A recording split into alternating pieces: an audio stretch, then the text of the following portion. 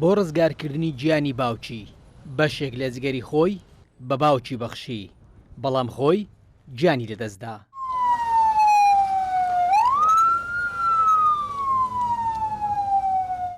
ئەمە چیرۆکی مامۆستا ئارام کەمالە کە لە وڵاتی هیندستان دوای 6 ڕۆژ لە نەشتەرگەریەکەی تەندروستی تێک دەچێت و گیان لەدەست دەدات.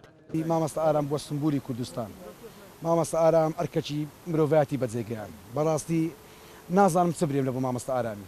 هیچ وشەیەک نییە وەسفی مامۆستا ئارامی پێ بکرێ. بەڕاستی هیچ وشەیەک نییە وەسفی مامۆستا ئارامی پێ بکەن.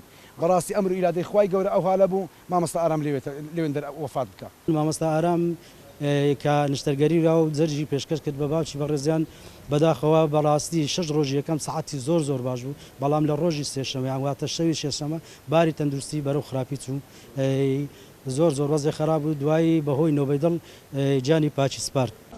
مامۆستا ئارام ڕێنماکارێکی پەروەردەیی بوو لە خوێندنگای زاگرۆس کە بە گیانێکی لێبوردەیی و پەروەردەیەوە لە خەمی چارەسەرکردنی کێشە و گرفتەکانی خوێندکاران بوو.